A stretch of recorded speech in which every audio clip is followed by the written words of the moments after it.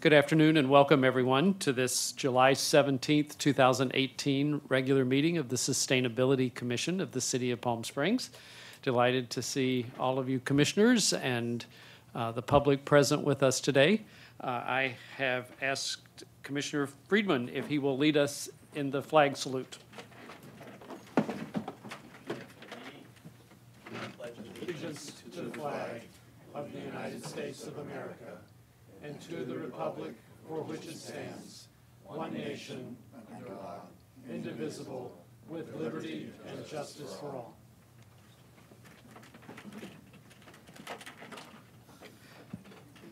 Dan, if you would lead us in the flag salute. Roll call. I'm sorry, the roll call. We just had the flag salute. Another flag? Another flag. Chair Jackson. Present. Vice Chair Clark. Present. Commissioner Baker. Here. Commissioner Friedman. Here. Commissioner Futterman. Here. Commissioner Gauthier. Here. Commissioner Goines is excused. Commissioner McCann. Present. Commissioner Santora. Here. Commissioner Spry is excused. Commissioner Wilson. Here.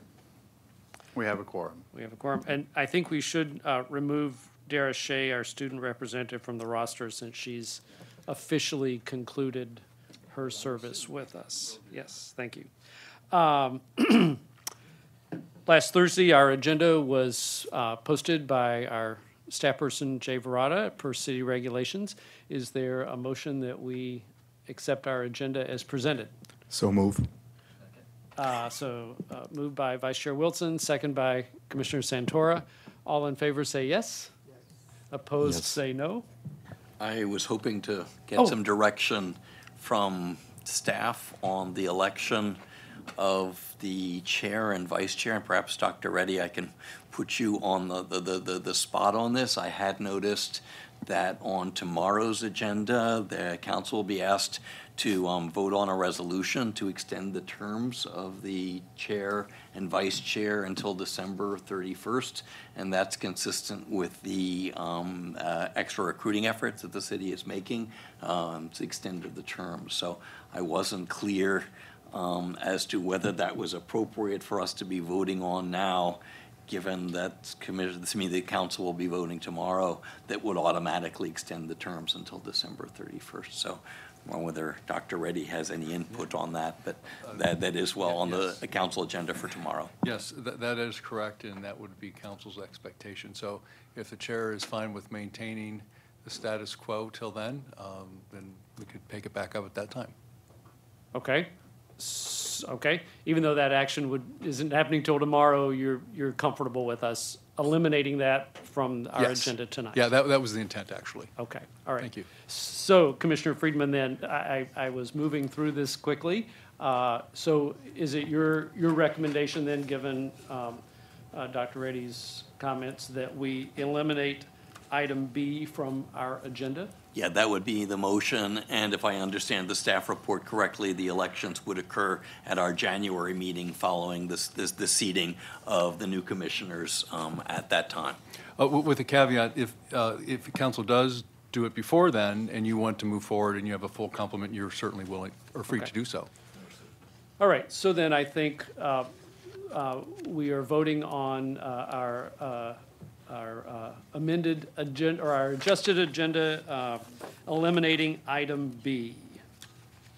So all in favor of our agenda eliminating item B, say yes. Yes.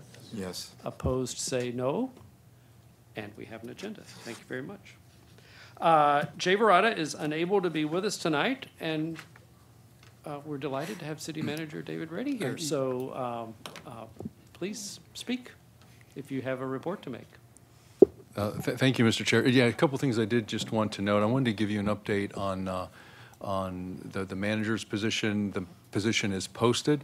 I think we have about 8 applications so far. We want to leave it up another 1 to 2 weeks, see the universe of applications, and at that point we'll start the review. And Mr. Chairman, I would ask if there's a subcommittee of this group that would like to join me in that process to go through the applications and then the interview.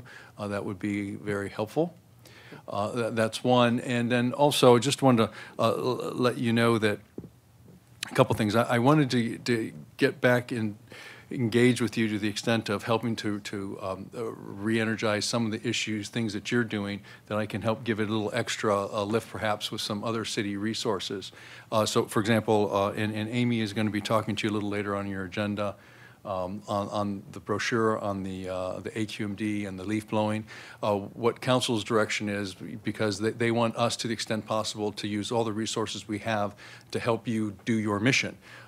Because obviously these are important issues citywide. So for example, like the brochure, Amy's going to give you some ideas. We had a professional communication company take a look at the brochure. How do we make it better? Give you some ideas and things of that nature. So in addition to the mailer, we're going to probably do a mailer to every resident. We're going to do other things, press releases, social media, other things that we can do, everything that we can do. So I wanted to get Amy engaged with you to take some direction from you, and she can give you some ideas, and I'd like you to use her as a resource, not only on this issue, but any issue that we need to get the education out to the community. So I think we can do a better job at our end of City Hall to help you with the resources you have. That being said, I also want to start taking a look at, now we're getting a manager, other administrative resources that I can use to help you. So I'm looking through that now, Mr. Chairman, and I'll be happy to share that with the commission to see how we can help you with some other administrative resources, do the things on your agenda. Okay? And by the way, and since Jay is not here today, also Assistant City Manager Marcus Fuller is here, and he may be able to help you on some of your agenda items here. But again, I want to be able to have staff be more administrative resources for you. So I'm going to start getting more engaged in the group and look forward to that coming forward. Okay, great. Thank you. Commissioners, do you have any questions of City Manager Reddy? Yes. Just Commissioner one Baker. question. I was thinking about my own house and Mike Gardner that I never communicate with because I'm at work when he comes, so I never see the guy. I mean, I send money and so how are they being notified? I know he doesn't even live within the city of Palm Springs. Yeah, and we're going to stretch in ways, think about this. So obviously we've got both, we're doing bilingual notices. We're going to deal with that. We're going to deal with, do they have business licenses? Do they have, we're going to reach out to all the other resources. Also, like CVAG has a good, when they were doing with the scalping, the non-scalping, they had, workshops with landscapers, and they had a big outreach campaign to landscapers. So things like that we can tie into to try and make sure everyone's notified. And we're going to try to have that more thorough discussion under F1 with you, Amy. Yes. What else? Other questions for David? Yes, Commissioner Santora. Hi. I've had a couple conversations with Jay regarding item number 2 on our master plan, which is having to do with a sustainable economy. And there doesn't seem to be a program that is specific to encompassing that. And it has apparently been ill-defined, if not defined at all. I just became aware that there is a workforce development director, or economic development administrator here, Kathy Van Horn. I had a conversation with her, but apparently her role is primarily as a liaison to the county. So in terms of my background and what I had hoped to contribute on this commission is in the area of sustainable economy. So maybe you can talk with your staff about what that looks like and how I might participate in helping us achieve that item in terms of our master plan, because there's very little direction about what that means and where that's going. I think we'd be fortunate to have some suggestions from you, Commissioner, particularly since you have some background in this. And that's one of those things it's how do you define it? And does that include tourism? So there's a lot of issues and complexities, and I'm not really sure how to approach that, but part of the engagement I need, when we get the manager back on board is, okay, how do we tackle some of those tough questions? What's the next step and the next step after that? And I honestly don't know that answer, but I'm willing certainly to work with you to do that and get you the resources to try to find some of those next steps. Yeah. Great. Thank you. Okay. All right. Great. Well, David, we Thank you, have Mr. had some Chairman. conversation about a couple of commissioners to be available as you review applicants or begin to engage those persons who are applying for Great. sustainability manager. So I will email you Perfect. about that. Okay, great. Okay. Thank you, everyone. All right, Bye. thank you. I'm looking about, I don't see another commission representative present, Parks and Rec or anyone planning who would be here to make a report, and we are without a student liaison at the present time. So I think we are at public comments. At each meeting of the Sustainability Commission, we set aside time for members of the public to address the commission on items that are generally related to our responsibilities in sustainability. If there is anyone present who wishes to speak, you may come forward, identify yourself and your city of residence, and there's a 3-minute time limit. So is there anyone who wishes to speak in public comment?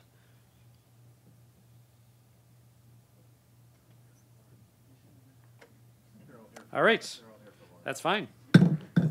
We'll declare public comment closed. I don't believe that there's anyone other than Amy. We want to welcome you, just introduce you to the commission, Amy Blaisdell, who is your title Director of Communications, yes, for the City of Palm Springs. So we're looking forward to having you speak to us later in the agenda. So welcome this afternoon. We have eliminated item B from the agenda, and so we are at our presentations. And we have Lauren Brueggemans, who is here tonight for our presentation.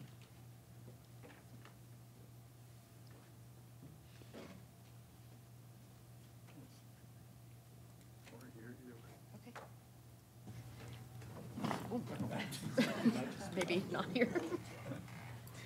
Change chairs. Maybe I'll change chairs. And where do I direct this towards? Just Over there, or just anywhere. okay. Okay. Good afternoon. Thank you for the time. My name is Lauren Brueggemans, and I'm the founding executive director of the Zumba Hospitality Foundation. Just a brief introduction of me. I'm a Palm Springs High School graduate. I went to UC San Diego, and I have a degree in international politics. My mom, Joanne, works in the planning department here in the city, and my father, Tony, works at La Valerise Restaurant.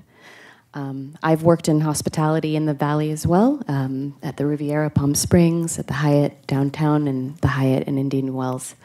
But for the last 2.5 years, I've been living in eastern Indonesia on an island called Sumba, building and running the Zumba Hospitality Foundation. So Sumba is an upcoming tourism destination in Indonesia. It's a beautiful island, as I said, that's located in the east. It's about 11,000 square kilometers, 45 minutes flight from Bali, which most people know. It's a beautiful island. It's developing, and people see it as an antidote to Bali, which they see as overcrowded and a bit overdeveloped. Our founder, Inga, had the opportunity to visit Sumba in 2013, and she was struck by its natural beauty, but at the same time saddened to see the poverty there. And because it was an emerging tourism destination, she thought that building a hospitality and tourism school for underprivileged young people to take part in the development was what she wanted to do.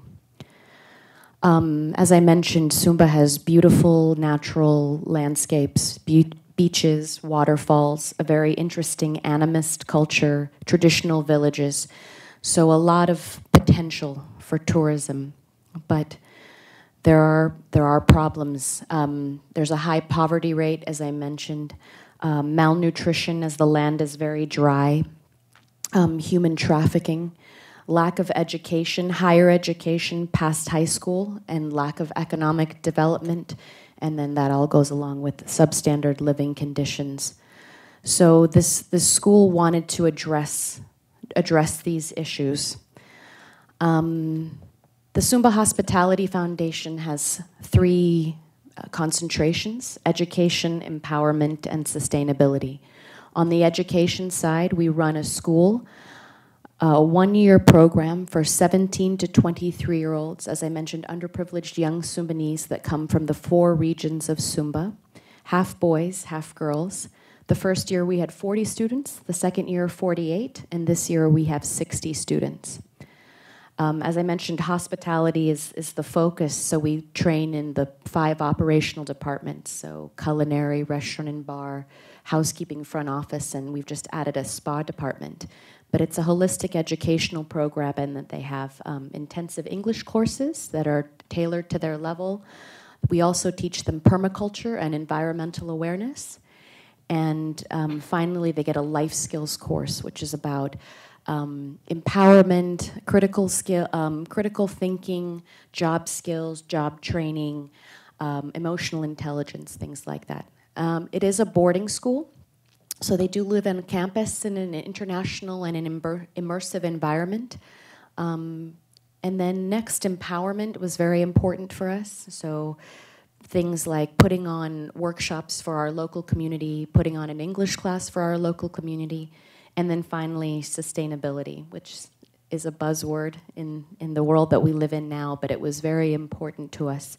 And so we try to be sustainable in 3 ways. Firstly, environmental sustainability. The campus is built all in bamboo and other sustainable materials. We have 288 solar panels that produce 88 kVAs of energy, and we're completely reliant on solar power, so off the grid. As I mentioned, it's quite dry there, so we do have a 3-phase wastewater management system, and we're able to recycle 95% of our wastewater and reuse it as irrigation water. We also have 2 hectares of a permaculture farm, an organic farm, as well as a nursery, a seed shed, and we make our own compost. So we also eat from our garden as well. Next, socio-cultural sustainability. It's really important for us to preserve and nurture our students' cultural identity. That's part of sustainable tourism, is to make sure that their local culture doesn't get forgotten and gets celebrated. We also, as I mentioned, we accept students from all the 4 regions of Zumba. So they're able as well to coexist and learn about each other's regions. And we also participate in local festivals and events where their culture is celebrated as well. And finally, economic sustainability. So the other piece of our foundation is we also run an eco-resort on our campus so that our students can practically apply their knowledge in hospitality right away. We have 9 guest rooms, a restaurant and bar, and a spa. So in that way, we're a hybrid social business. We're not for profit, but any money that we make from our eco-resort goes directly back into the foundation and contributes to our operating budget. 90% of our staff is from the local community, and just by the students attending the program, going through the 1-year program with us on campus, and then doing a 7-month internship at a 5-star hotel or restaurant in Bali or Sumba improves their economic future. So our first class, 95% of them have full-time employment at this time. The second class are in their 7-month internships, and then, as I mentioned, we have our 60 students that are in their first month of class now. They started July 1st. The other project of the foundation was to start a sustainable tourism development coalition. As I mentioned, Zumba is on the cusp of tourism development, but we didn't want it to go the way of places like Bali, which are still very beautiful and wonderful, but are experiencing problems with the environment, with local people losing their culture, losing power and water. And we thought that Zumba was at this critical moment that we hope to be a platform and to help guide sustainable tourism. In September of last year, we had a conference with international and local stakeholders, and we put together a roadmap towards sustainable tourism, and we hope to lobby the local government to really guide tourism in a sustainable way, to embrace community-based tourism. For example, this includes having tour guide trainings and also trainings for local villages to have homestays in their villages so that they really take part in the in tourism that's coming. I'm almost done, but I wanted to share a story about one of our students. Her name is Annie Matu Marakani. Annie was from our first class. She's one of 11 children. Her parents are farmers, and their average income is about $18 a month. And Annie would work every day after school, when school would let out at about 1 o'clock, and she would work in the fields. And she would make about she'd make enough to cover rice and vegetables for her family for the day. Annie's sister was sent away at 12 years old to Jakarta to be a domestic worker, and was gone for a number of years, and they didn't hear from her. She was a victim of human trafficking. And Annie heard about the Zumba Hospitality Foundation, and she asked her mom if she could go to take the test to get in, and her mom didn't let her. But she lied to her mom and put aside some money to take the bus, and got in, and got into the school, and did a wonderful job. And now Annie works on the Kundanil Explorer, which is a luxury ship in Indonesia that travels throughout Indonesia. And she makes a very good salary, and she's able to send that money home and take care of her family. So it's just a small snapshot of what we do, what we're trying to do. So although there's these broad ideas about guiding sustainable tourism and educating young people, what I want you to take away from this presentation is that the students that we had were wonderful, ambitious, bright, strong. They're like Annie, and with education, and an education, a vocational education that is holistic, that includes life skills and English and environmental awareness and sustainability. We gave these students the opportunity to change their lives and the lives of their families and their communities. So that's just I wanted to give you a small picture of the school that you can see. We're on about 3 hectares of land. You can see this is the solar panels there, the bamboo buildings, the farm. So thank you so much for your time. Thank you. So you're in the United States for a period of time informing people about the foundation. Is that your mission now? Yes, I've actually moved over into more of an advisory role at the foundation now. I'm a consultant and advisor for them, and I'll be moving to London in a week to get a master's in social entrepreneurship at the London School of Economics. Yeah, wonderful, wonderful. Does anyone have any questions yes. for me? Commissioners, questions? Before I, yeah. Yes, Commissioner McCann. I just wanted to ask whether Annie's mother has apologized. She hasn't apologized. I've actually met her myself, but she's very happy with Annie. So the underlying question really there after the joke is why is there widespread opposition to especially girls participating in programs like this? Why did her mother initially? Well, it was the first year, and I think her mother was unsure about what we were all about. That was part of it. It does happen, though, as well, that there is opposition in the sense, in Zumba, they have very large families, and their families all work on their farmland. So it's also a sell in the sense of you're taking one of their children, but they're workers away for a year or more. So that's part of it. Yeah. Commissioner Santor. I love this story, so thank you for bringing it here and sharing it. So I've got a couple questions for you, because this is an area I'm very interested in. One is, are you, aside from just sharing the information, looking for some kind of connection with the city of Palm Springs that we might be able to facilitate? Absolutely. I don't know in what ways specifically, but I would be very open to talk about the ways in which we could work together, or the synergies. Just to give you a small example, So Ken Alex, who is, I'm not sure if you know who that is, he's a special advisor to Governor Jerry Brown.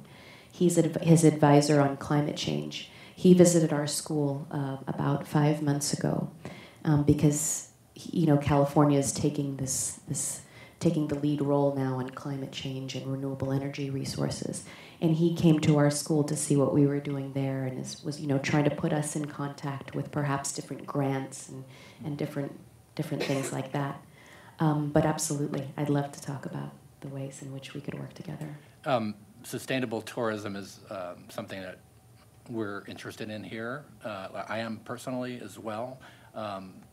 But to develop that kind of a program, I mean, the infrastructure here is a lot different, and I recognize that, and we probably have more advantages in getting it started. But I would be very interested in learning more about some of your approaches, particularly on the cultural side of it. I think that's fascinating. So is there a way to get more information to see if we could match some of the things that you've accomplished there with maybe the infrastructure we've got here? Sure, absolutely. I'd be happy to talk to you about it. Yeah. Okay, great, thank you.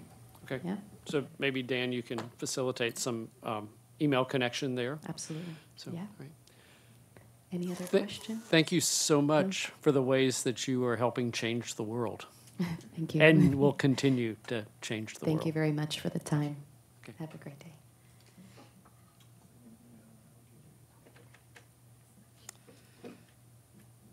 Well, after that inspiring item, we have approval of the minutes. Not a very exciting thing.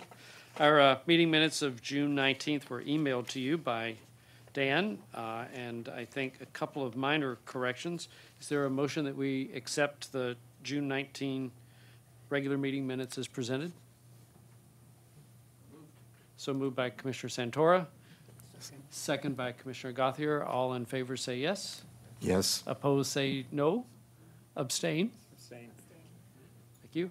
And we are passed with our meeting minutes. Thank you. Gary Calhoun is with us. Gary, a recycling report. I have nothing to report other than I'm working on the annual report, which is due by 1 August. So other than that, I have nothing to report, but I will answer any questions that you have. Okay. Commissioners, anything for Gary? You've helped us move the agenda along. Thank you, sir.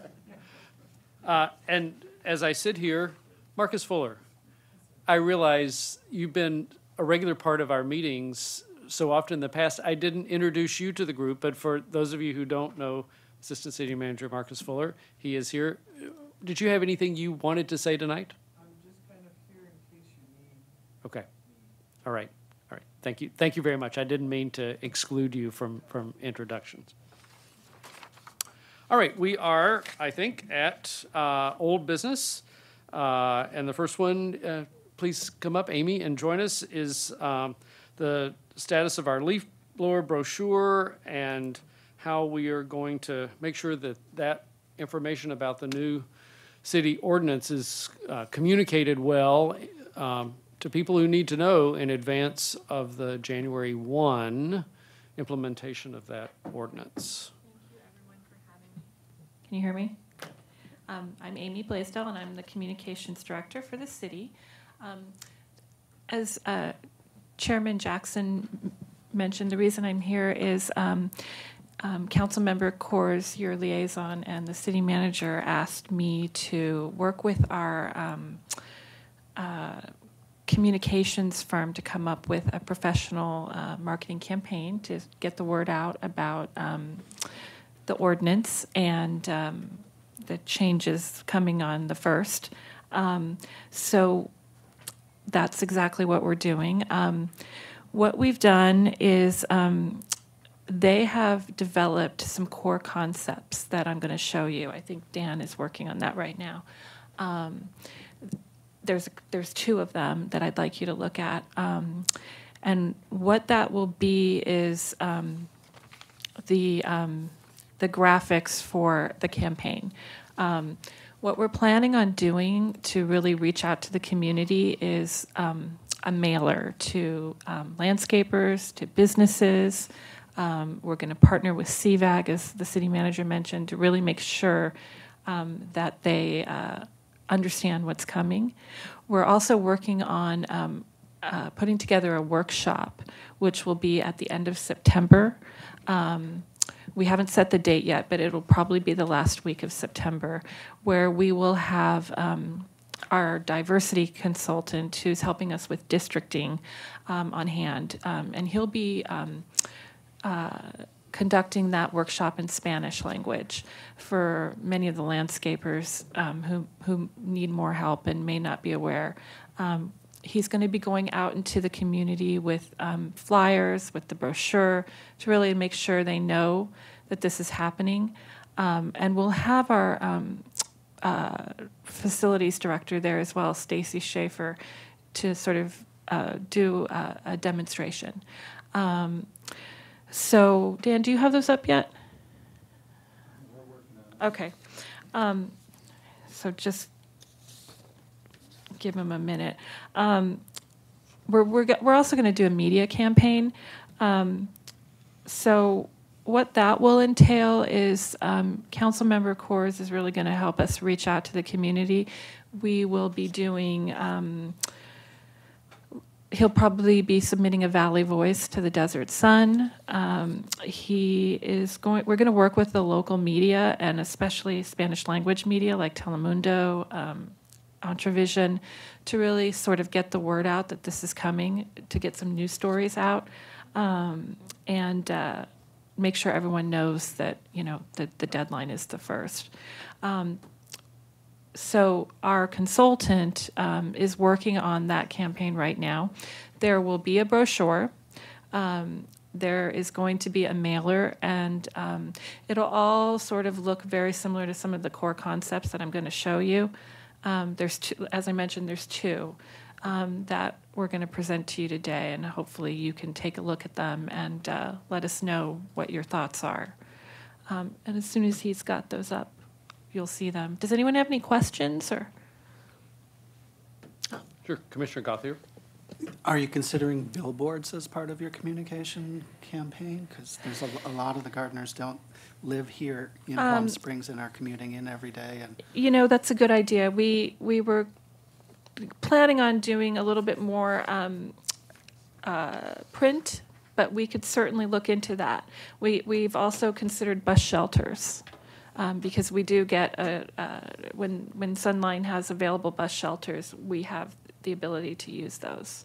So I will let him know that you recommended that. Yes, Commissioner Baker. And Spanish language radio? Yes. As I mentioned, we have a diversity consultant that's helping us with this. So we'll be doing some insertions in Informador, La Prensa, and probably La Ponderosa Radio, which is the most heavily listened to radio station down here for the Latino community. And David implied that there might be a mailing to all city residences. Is that? I don't think it'll be all of the city residences. We're still determining how we're going to do this, but more than likely it will be landscapers. We'll be partnering with CVAG to reach out to all of the landscapers. And then we're going to have council member and businesses. And then in terms of the residents, we're going to have council member Coors liaison with 1PS to really get the word out through the neighborhoods. Okay. We'll be doing lots of media, press releases, lots of social media.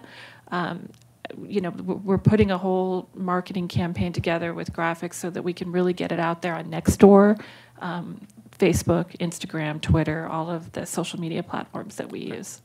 Because I think the as when David said something about sending it to all the landscapers who are licensed business owners, we certainly know there are many who are not. So we don't want to exclude that population. And our diversity consultant, his name is Tizak de Azatlan.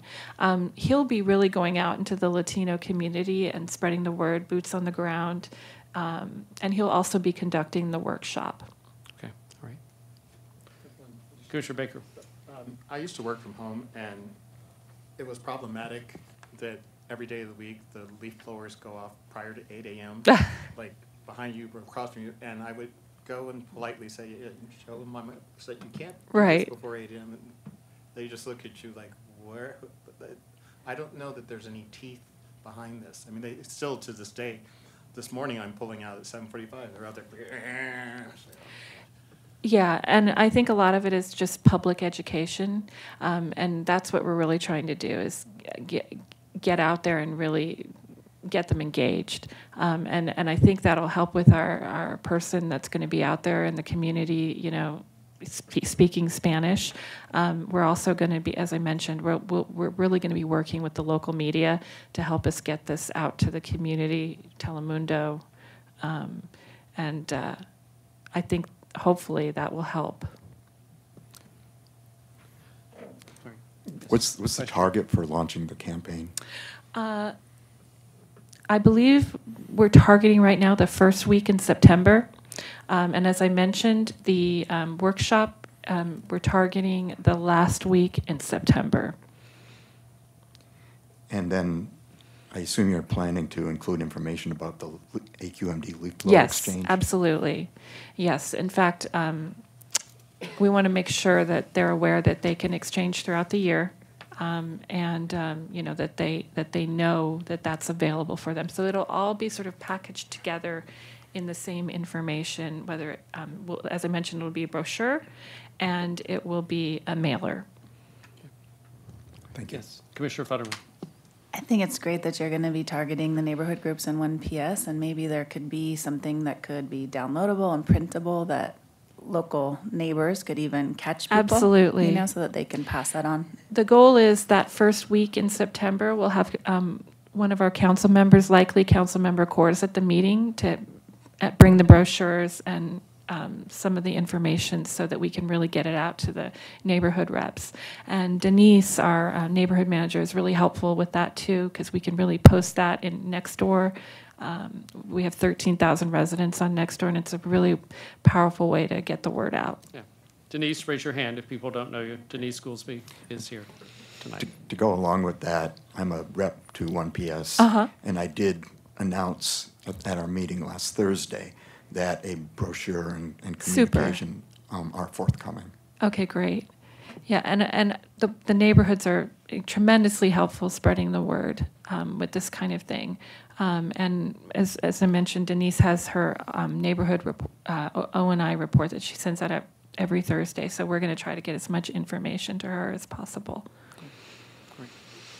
Like 1PA sounds great, but are we doing any reach out to, say, Cathedral City and Desert Hot Springs? It's been my exposure that's where the majority. We're going to try to do that through CVAG because they have done a lot with the landscapers and the people that would be using, you know, the blowers. So Dan, do we need to give you a breather on this? Are we still having issues? If would it,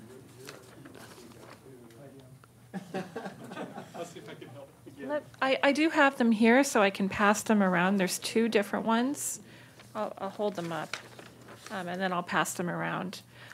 This is the first one. It says no more gas-powered leaf blowers, and then we have it in Spanish as well. Now, as I mentioned, this is just a core concept. What we send out, this won't be it, but it'll look very similar to this with the same messaging. It'll be a brochure and it'll be a mailer. So I'll pass this one around. And then this is the other one, no more gas-powered leaf blowers, deadline January 1st, 2019, and then we have it in Spanish. And it's just a different look with our city seal. And then, it says up on top, go electric. So I'll pass this one around.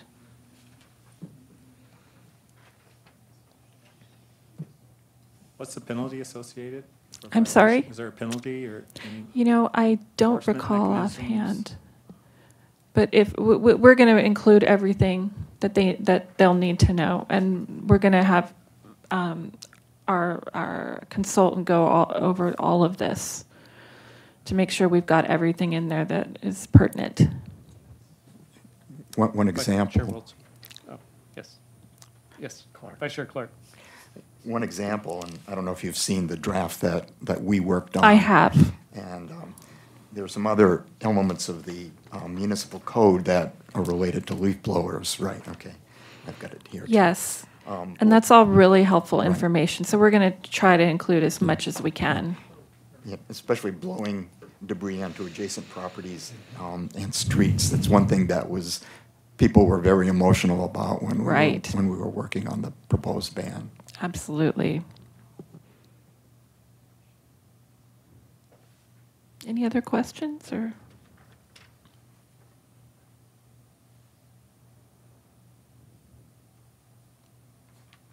I don't know why we're having trouble. It was working earlier.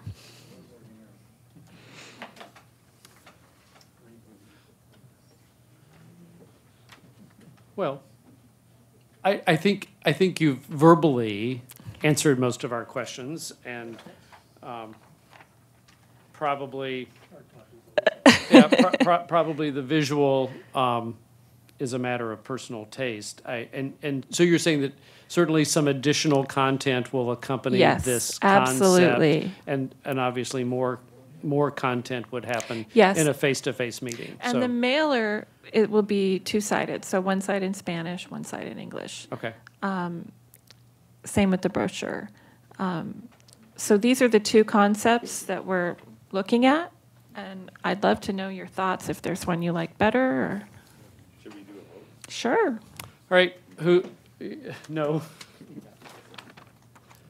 Do you want to vote, Amy? Do you want to know? I totally leave it up to you. It's early in the development Yeah. stage, but I'd like to request, since Chair Jackson and I were on the subcommittee that worked on the ban along with Commissioner Futterman, I'd like to request that we have an opportunity to make input, especially Absolutely. to the content. Yeah. And I've been in communication with Councilmember Coors about that as well. Sure. We are going to be working, as I mentioned, we're working with our marketing consultant. So I will definitely make sure that we get all of this to you to take a look at and get your recommendations. That'd be great. Because If we don't could want to just- forget anything. Well, yeah, and that, I think that would be it. If we just spot some key piece of information, we'd share that with you. Yeah, I think it's the content that I'm more interested in. These, like I said, these are just sort of visual core concepts of the colors, color schemes, and what it'll look like. So we're determining which one we like, and I'll probably forward this to our liaison, Councilmember Coors. He hasn't seen these yet, along with the city manager, and we'd love your input. Okay, great. Commissioners, any? There it is. There we are. We got it. There's Here we I'll go. also forward these to everybody. Yep. There's one. Yeah, I like them both, but we'd love to get your insight. I like the orange one. The orange one? It's brighter. Much brighter and outstanding in that, yeah, I think it's more Oh, noticeable. we had another one up there think too. it I catches forgot your to print that attention one more. out. I prefer the orange one too.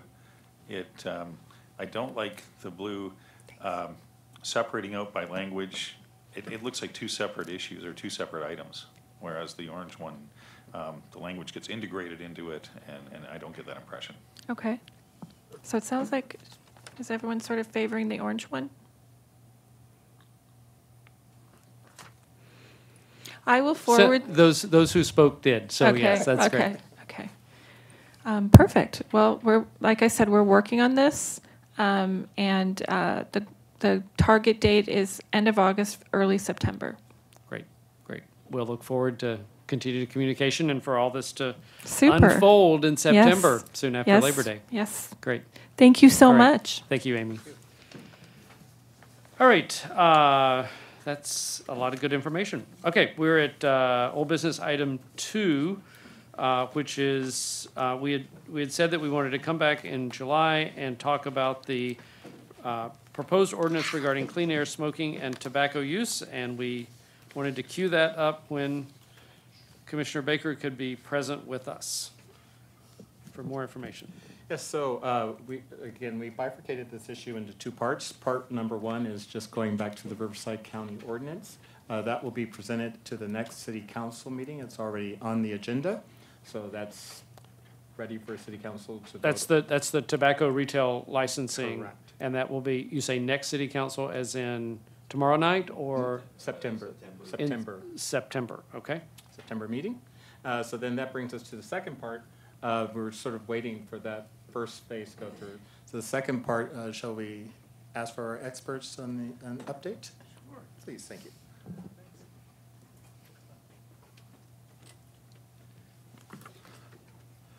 So what we'd like to do is answer any questions, and first with the tobacco retailers permit, if you had any questions on that, because that one we've gone to all the city, well, 3 of the city commissions looking for a resolution of support.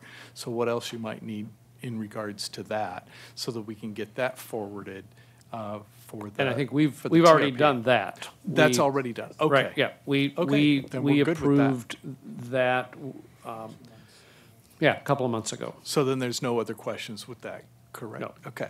So as far as the city ordinance goes, so we weren't able to be here in May. We were out of state, and we reviewed the panel discussion, the commissioners' discussions, and there was some noted misunderstandings of what's in the proposed city ordinance. For example, there was questions about whether this involved only patios, no smoking on patios of of bars, or bars, restaurants, or bars, restaurants, and any other business with patios. It does include patios on all types of businesses, and that was a noted misunderstanding. So those are some questions we wanted to address. There were some questions we didn't quite understand. There was concerns about the homeless and how multifamily housing restrictions might affect the homeless. We wanted to ask if that could be explained a little bit more to us so that we could address it, because we didn't quite understand the connection. It's not the homeless.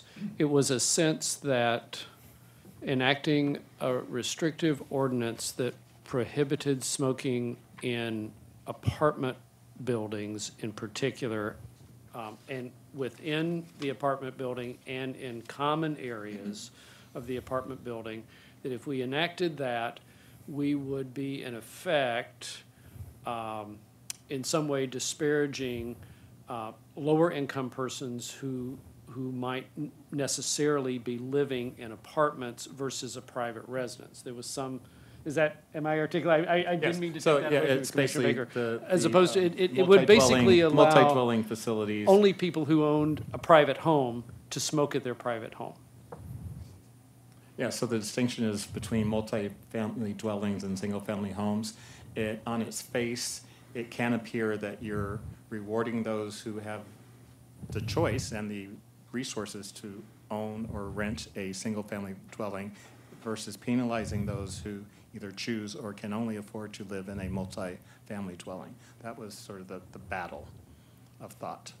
There was a comment that it was related to the cannabis specifically. Is that was that exclusively the concern, or was it? The marijuana was widespread? also tied into that. I've actually run across this because I'm on the board for our community housing for Desert Age project, which because of HUD, all smoking became illegal January 1 and on HUD finance projects. Yeah. And someone came to said, well, what about medical marijuana? I have a license to smoke. I said, well, you have a license, but you don't have to smoke it. You can ingest it as a candy or drink it or any other means of maintaining your medication.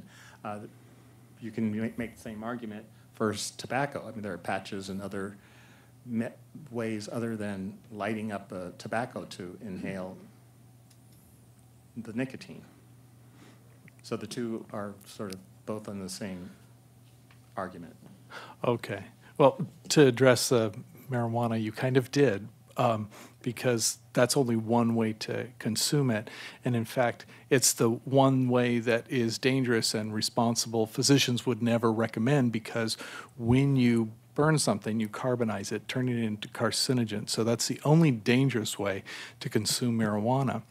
And as far as medical marijuana goes, there are many products, and those are very controlled doses, and they're the state also controls the quantity of THC that can be in them, which Bob, you're better at this than I am. Could you address that a little bit better? Because you went to all the study sessions. It's 10 milligrams per serving. That's right. Not that I would know this. Thank you. Yes. You can buy it up to 100 milligrams per unit, but the subunits are only 10 milligrams each. And the problem with that is you used to be able to buy it up to units of 500 milligrams. Yeah, yeah, exactly. And the problem is now that people who used to buy it in those larger quantities can only get 100 at a time, and they say, oh, I'll take 100 of them. Oh, nothing's happening. I better take some more. And particularly those who are trying it out for the first time as an ingestible instead of smoking it, and they take, nothing's happening. I better take some more. And they get too much, and then they can't stand up. This is the problem with it.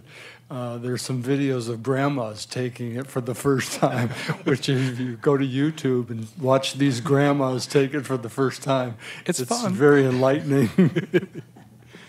One of the other comments I want to make about it is there's two sides to every argument. So, of course, there's the argument that those who would prefer to smoke, whether it be tobacco or cannabis, but then there's also those who do not smoke and choose not to, who are also living in multifamily housing, which actually in the state of California outnumber 9 to 1 those who smoke. Smoke cannot be contained, and it does affect others. So when we talk about collateral victims, smokers themselves are the victims. They're the primary victims of big tobacco in most cases. And the collateral victims are the non-smokers, which 73,000 of them die every year from secondhand smoke. And those people's concerns and their needs need to be thought about and considered and weighed as well. So one person's rights end where another's begin, and when that smoke goes beyond that one person who chooses to use it, they're then violating someone else, and they're putting them at risk, whether it's cannabis smoke or tobacco smoke or some other type of smoke. And so we're here talking about tobacco smoke. And all of us sitting around this table, we're all neighbors. We all volunteer because we care about responsible stewardship. And I want to keep that in mind for myself, and I hope others do as well, that that's the focus here. What's responsible stewardship? And protecting people from the lives, health, and wellness of others is really important. So yes, there's some who might feel it's restrictive to not permit in multifamily housing the smoking of tobacco, and which includes marijuana. There's also all those other people who need our protection, and that's important to think about.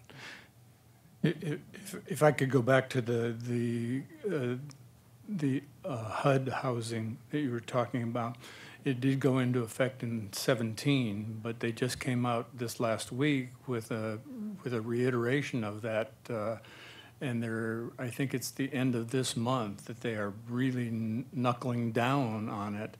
And if a resident is caught smoking in HUD housing, subsidized housing like that, they're out, they get evicted, and they lose their right.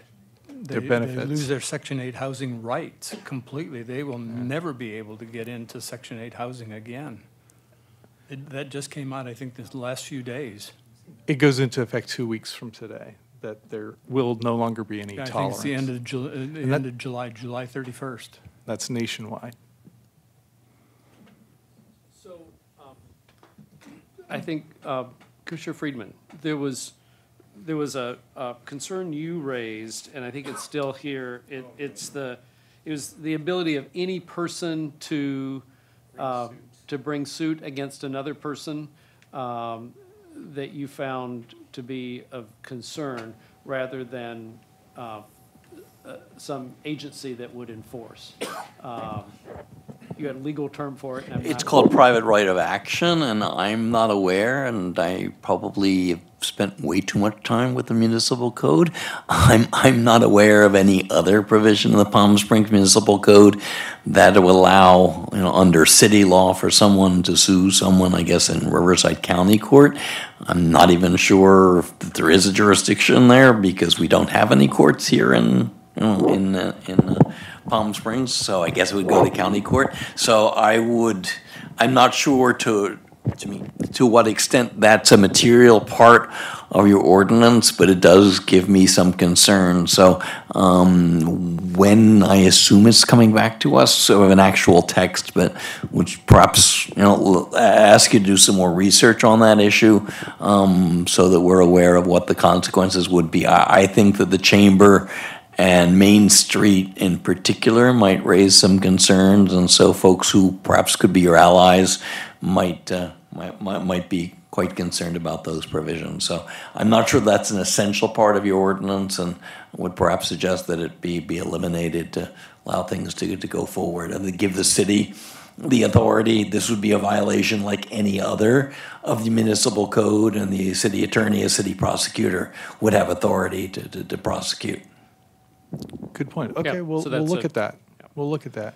So I think the other just sort of general question, and we probably need to bring this to some conclusion. There was, California already prohibits smoking in a number of places, a number of public places, beaches, parks, restaurants. So what additional restriction would this bring? And we were identifying restaurant and bar patios, for sure. Mm-hmm.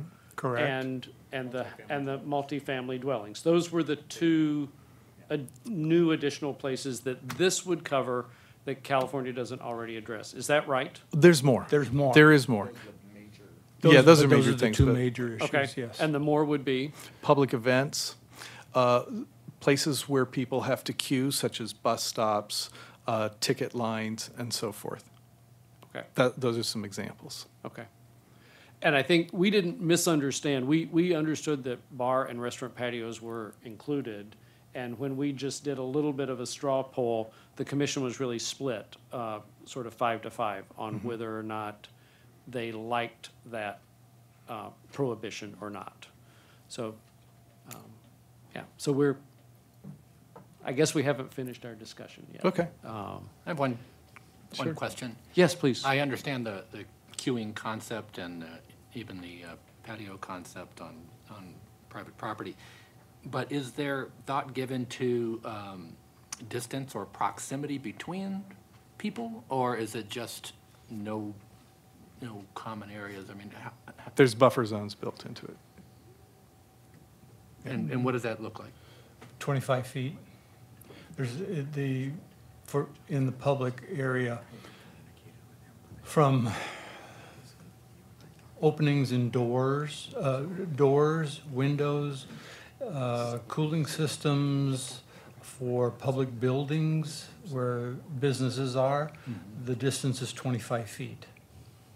Where there's an opening to a business like on a public street, like on Main Street, for example, it's 25-foot no smoking distance from those openings. So if you had in multi-unit dwellings with patios or balconies that are more than 25 feet, they would be exempt? You're talking about multi-unit housing now? Yeah. Multi-unit housing would be banned completely. Okay, Common areas, following just the federal guidelines. You cannot smoke anywhere in a multi-unit housing. You can't smoke in the building itself. You can't smoke in the common areas, like the laundry area. Maybe I misunderstood. But I'm talking about like a condominium environment where there are patios with the different units. Is that covered in the ordinance? Yes. And you're saying that has all been banned? Correct. Oh, I was not aware of that. It would be banned. It would be. Oh, So the Yes, it ordinance would would be. cover that. The ordinance would cover that, yes. Yes. All right, so we are I talking misunderstood about- your question. All right, Yeah. I'm sorry about that. Yeah. So, all right, getting back to the earlier point, though, about the proximity. So if these patios were more than 25 feet, they would still be covered by this ordinance? Patios of businesses No. versus Private patios, Private- you're talking private about patios are private- two no, different that- ones. That's not covered in the ordinance at all. For example, in some HOAs. Right. Those individual HOAs cover that themselves. For example, our HOA, it's 25 feet from the swimming pool and the spa. And that seems to be pretty much normal for many HOAs that have already put in that ordinance. Okay, let's assume they don't. This policy or your proposal here would not impose that on HOAs. I don't believe that. I don't Yes, believe- it does. Yes, it does. I It's don't- for common areas. For common areas of the HOA. But Yes. is there still the 25-foot limit? The 25-foot buffer zone applies to business patios. That's it. The multi-unit housing, it's the same as the HUD guidelines. It's not allowed on the property, inside or outside. So the patios are already included in that. But not in. They not don't in the need guidelines. it doesn't need a buffer zone because it's not allowed on the property.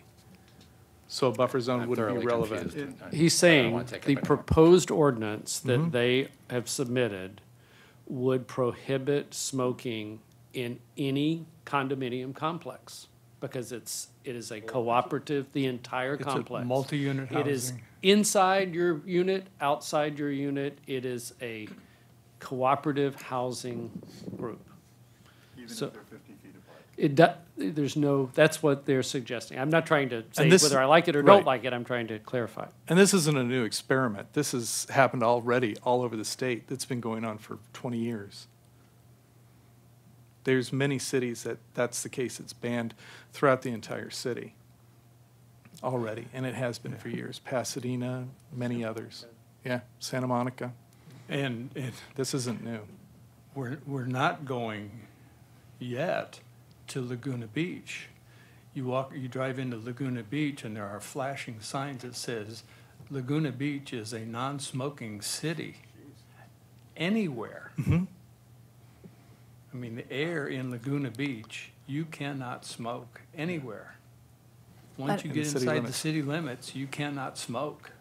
I would imagine a homeowner, wherever it was, that they could smoke marijuana inside of their house in Laguna. I can't imagine that you can. They I don't- probably do.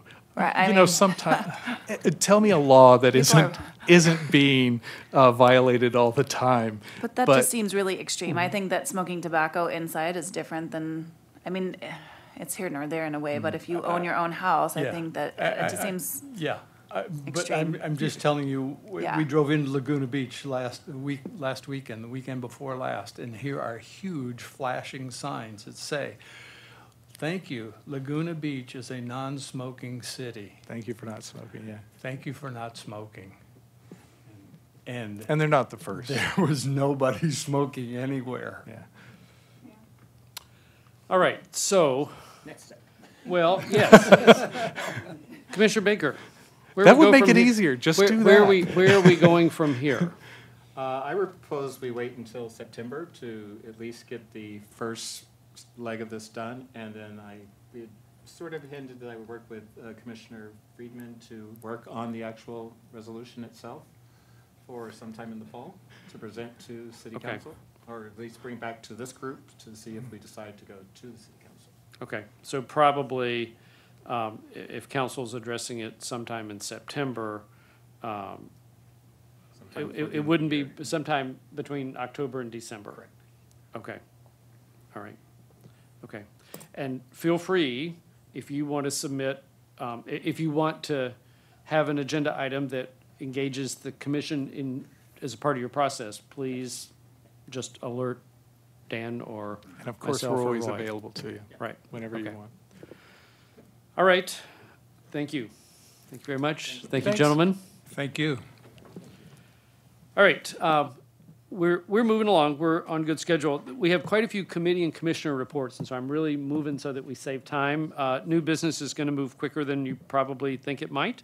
So we're at the item 3 of old business, which is continuing discussion on fiscal year 2018-19 budget, our recycling fund and sustainability fund, and we lost the commissioner speaking, but that would have been Commissioner Goins and Vice Chair Clark. So, Vice Chair Clark, do you have anything you want to say? Well, last month we did go through a preliminary budget that had inputs from a lot of different people or committees. It was this, if you still have it in your files. Chair Jackson and I have been discussing this as well, and what I'd like to propose on behalf of the Budget Committee is that we vote to accept all of the items that we have here on the list, recognizing that the amounts may not be exact or what we would actually propose later on. Some of these items we are things that we've done before, like the sustainability event at Modernism Week, green building training events, World Environment Day. So we understand what the costs would be, and there's not much new there. There are other things on the list that probably would be done further down the road, and the costs aren't as clear right now. But we could recognize that as time went on, there'd be more input, more discussion, and we would be able to refine the costs for those items better at that time. So what we were suggesting is that we accept the list that we have here as a preliminary tentative budget list, and that we work the items as we go along month to month. So in essence, we would sort of have a placeholder with a target number for all of these items. We always go back and refine those numbers anyway, and budgets are just a plan. Our suggested items don't exceed the revenue in either fund. So, and we also know that all of the items we suggested, as Vice Chair Clark said, are way more aggressive than the energy of the commissioners and staff would have to actually accomplish everything on that list. There's not a chance that everything would get spent anyway, but it simply registers the item as a priority. It gives a target number, and in a sense, a placeholder for our budget items so that we have a sense of a plan. And whichever ones we grab hold of, those are the ones we'd get done in 18, 19. So that's where we are. And this follows on with the process that we established last summer when we had several budget subcommittee meetings, and we had a study session where we really established priorities that we were going to work on in the next year or so. So it's really the same idea that we worked to last year. I, for one, just didn't want to sit and say, okay, now that says $5,000, but it really ought to be $4,000. And you go through 20 items and adjust a budget number.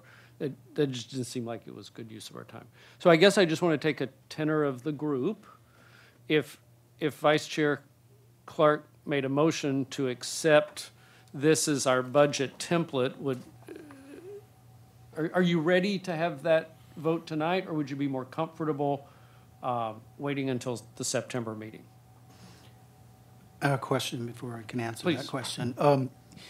Is there a mechanism to add things to that list during the year that aren't on there now but might be possible because we're hiring a sustainability director or staff person, and some of those items that are identified in our sustainability master plan aren't represented on this list and may become possible, and I hate to be tethered to a list that isn't malleable.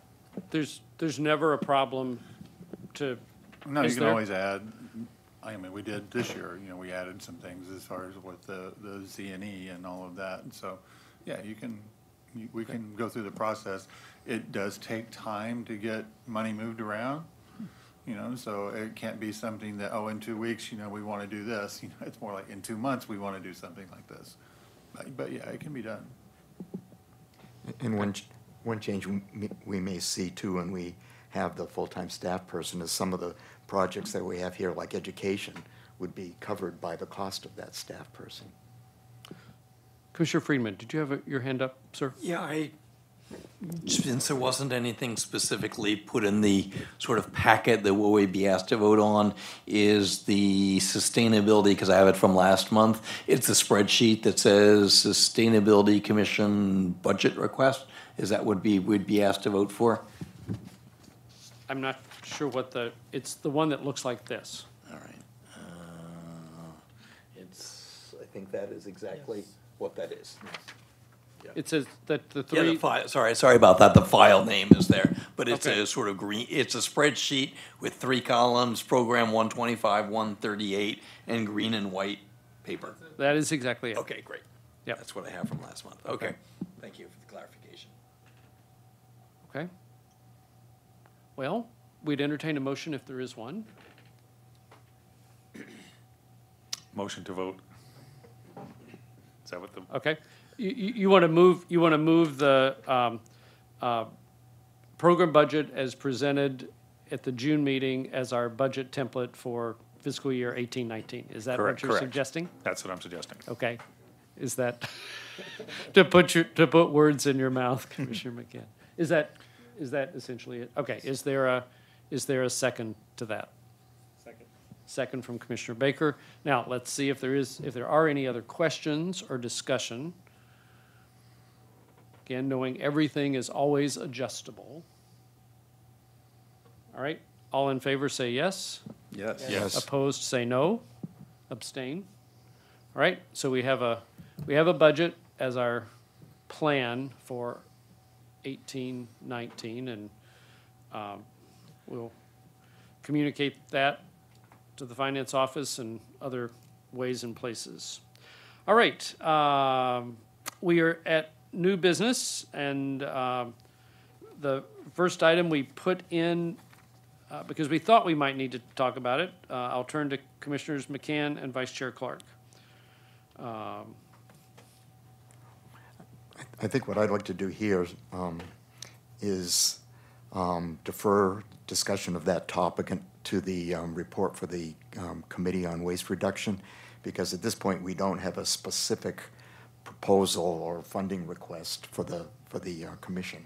Okay. That will probably come later on, and Rob will describe the process that we're going through. So I think we can just defer that to the committee discussion.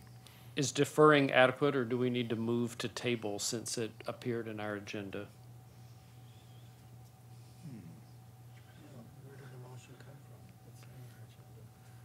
It came from waste reduction, so. Well, we had worded no parliamentarians are speaking up, so we will simply, and that's fine. I'm happy that none are.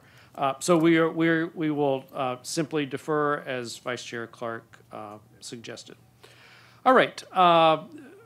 This being the first meeting of the new year, I thought we needed to look at a couple of items quickly, and it seemed to us as we're looking at our commissioners, we really don't have a subcommittee on bicycle routes and cycling, and I think we need to have some group of commissioners assigned to that topic for the ongoing work of looking at bicycle routes and engaging engineering. So what I'd like for you to do is think about whether or not you're interested, or if you know someone who is interested. And I did want to report that Jim Flanagan, who has spoken to us in public comment about cycling issues and some energy issues, he is interested. So we have at least one person who is interested, and I'd like to suggest his name for an ad hoc committee on bicycle routes and cycling. That's Jim Flanagan. But I think we'd like to have at least a couple more. So I just invite you to think about that, and we wouldn't expect that group would work until September anyway. So please give some thought, It might be somebody who has been engaged in that topic in the past, and maybe it's a new person. All right. We also, I think, as we appointed ad hoc committees, there was a sunset date for the ad hoc committees of June 30th. I'm thinking that we need to reauthorize an ad hoc committee on film festival programs and an ad hoc committee on walkability and pedestrian planning for this fiscal year, if we want to. So that would be, the ad hoc committee on film festival programs is presently Commissioners Futterman and Gothier. Is there anyone who would like to join them? All right, consider yourselves reappointed and reauthorized. I mean, just to make this official. And then ad hoc committee on walkability and pedestrian planning was Commissioners Wilson and Gothier. Are you willing to continue for this fiscal year? Sure.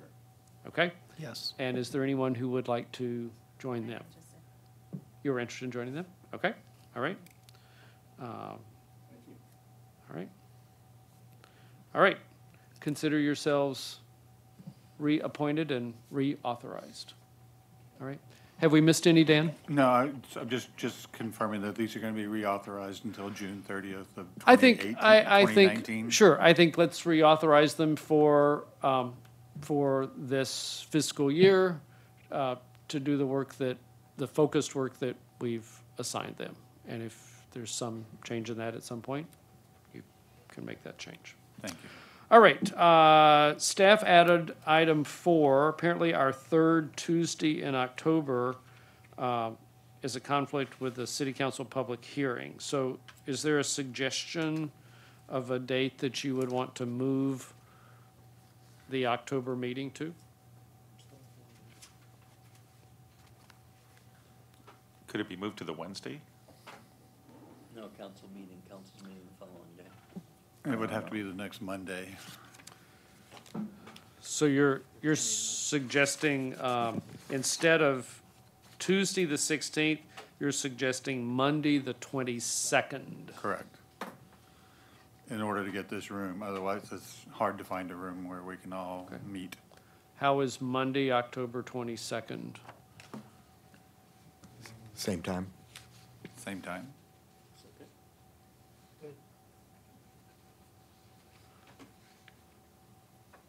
Don't know.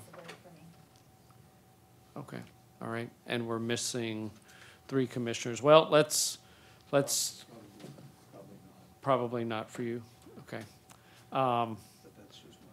Okay, well, let's, if that's the date you're suggesting, October 22nd, and then just to remind all of you, and this is not noted correctly in the agenda, we did also move the September meeting because of Yom Kippur. So our September meeting is not on the 18th of September, but it is moved to the 24th of September. Isn't that correct, Dan? Correct. Okay. So in September and October, we now have 2 Monday meetings in a row. Availability of this room. There are other commissions and committees that meet in here. Okay. All right, and I know there are work schedules that everybody juggles, so I hope with a couple of months' notice, you can do whatever you can do, and I know sometimes that is not negotiable. But I guess we didn't have any choice, at least in terms of moving it. So, all right, we're at committee and commissioner reports. Item 1, the solar and green building, Commissioners Friedman and Goins. Okay, thank you, Chair Jackson. First is that, as I've mentioned last month, we received designation as a Soul Smart City working closely with the National League of Cities. Daniel, Jay, and Flynn Fagg and I participated on a conference call about a week or so ago with the National League of Cities, and they will be providing technical assistance on an update of our zoning code to ensure that barriers to the installation of solar are lifted before the statewide mandate goes into effect on January 1, 2020.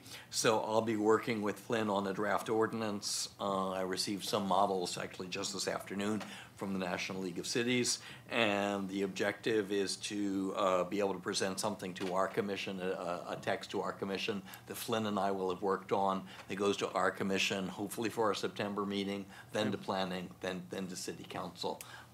Timing obviously depends on my other summer project, but that was the objective. Okay. But essentially, the ball is on our court. The National League of Cities has offered to help, and then once again, it's part of our gold designation, so that's quite helpful.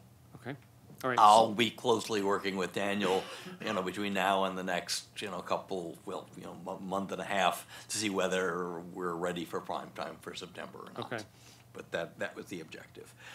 Also on policy matters, I met with Council Member Middleton, discussed next steps on solar policy. You'll recall way back now a year and a half ago, in addition to what's now the policy on new construction, our commission and planning commission had discussed also a policy, or a mandate, now probably a policy on retrofits, and we haven't sort of moved forward on that. Councilmember Middleton has suggested that I be even more ambitious and come up with a longer-term step plan that would see Palm Springs being carbon-free by 2030. So that's another sort of summer project to start working on that and come up with something for the fall of basically a policy that takes us out to carbon-free. That is consistent with the sustainability plan, but we haven't really gone that far into sort of saying, what does that look like? What is the steps there? So once again, I'll be working with that over the summer and have something hopefully for the fall. And I would expect it would be the same process, our commission, probably planning, and then city council as a policy statement with some goals, time sets and goals. CVAG will be presenting on desert community energy here in the large conference room at the 1 PS brown bag lunch. That's this Thursday from noon to 1:30. And DCE has decided to defer enrollment of solar customers until January 1 so that everyone's on an annual cycle to build credits at the beginning of the year for the use of the summer. So if any of you, like me, have solar panels and you're wondering where your DCE letter is, it will not go into effect. Our enrollment will be January as opposed to August 1 for the non-solar folks. So there hopefully will be a little bit more of an announcement, and the letter should start going out at some point soon on that. Finally, as I mentioned last month, I attended an energy code compliance training session in San Francisco. I was already up in town on June 28th, and then Daniel has sent you all the materials. I made a number of contacts with both governmental, state, and regional folks up in Northern California, and private folks in the private sector in the consulting area. And I've been following up with them about our Energy Code Conference. So I received an email from Gretchen Gutierrez, tentative date of October 29th, but we're working on identifying the speakers. I hope to hear back from the Energy Commission in the next couple of days, and some other folks that I ran into at the conference. But we are moving forward on that, and certainly by September we'll have some, probably an outline and a formal date and everything like that. But I'll keep Daniel appraised, and hopefully with Commissioner Goins we'll have a subcommittee meeting in the next week or so to move forward on that. But that's we're making good progress on that. Okay. Is that it? That's it. Commissioners, questions of Commissioner Friedman? All right. Always busy. Yeah. That's very true. All right. The Item 2, Standing Committee on Waste Reduction, Commissioners McCann, Spry, Vice Chair Clark. And we got this afternoon from Dan a report. So. Yes, apologies for the lateness of that. Everything was pushed off pretty much to the end of this monthly cycle, given that I was in Europe for 3 weeks. had several meetings with European heads of state that didn't go very well, but I won't cover those tonight.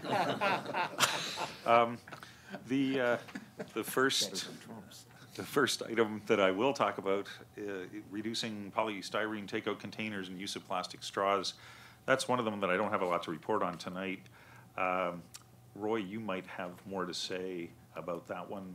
The only thing I would say is that Councilmember Holstage is a strong advocate of this, and she is going to attend our meeting on Monday, our subcommittee meeting on Monday, where we are going to go over that. Roy, and there's really nothing else to add. I think that's the important thing. I think she'll help us to move it along and understand better what council is looking for. If anyone's interested in more information about that and what her thinking on it is, she posted about it in Palm Springs Politics on Facebook last night and generated quite a long, extensive discussion in the comments section. So there's quite a bit of information there. Recycling containers in public parks. Just on July 11th, so very recently, Roy and I met with Dan DeGarmo and some city representatives to determine the best locations to deploy the containers that are now here. They had some constraints that they discussed with us. We had some constraints that we discussed with them, and the outcome is that they're going to take some maps and come up with some preliminary suggestions for where to deploy these containers, and we're going to take a look at those and give our input to it, and then hopefully we'll move out with it. So I suspect that we might start to see them in the parks, August type time frame. The larger issue I wanted to talk a little bit more about tonight is this managing organic material from Palm Springs, especially the wet fraction. So I've gone over this before about how the screws are tightening in terms of requirements on the city starting January 1st, 2019, where quite a few more of the restaurants in the city are going to be required to divert their liquid carbon, basically food waste, from landfill, and it's going into landfill today. And if we could get a mechanism in place where all of that kind of waste was getting diverted, we'd significantly impact the amount going to landfill. It's about 30 to 35% right now. So it's a good goal for all of us. I also went over 2 months ago, I guess, some preliminary research that we've been doing on a facility that would take the garbage waste from our homes now, and it would separate the wet organic fraction from the dry fraction. It was that press that we were talking about. So we've done more outreach with that company called Energia, and yesterday we had a meeting with several stakeholders. I will just describe. Chris Cunningham from Palm Springs Disposal Services, the two members of a company called Veolia. Veolia is the company that manages our wastewater treatment plant here, and Douglas Lohr is actually the manager of that plant.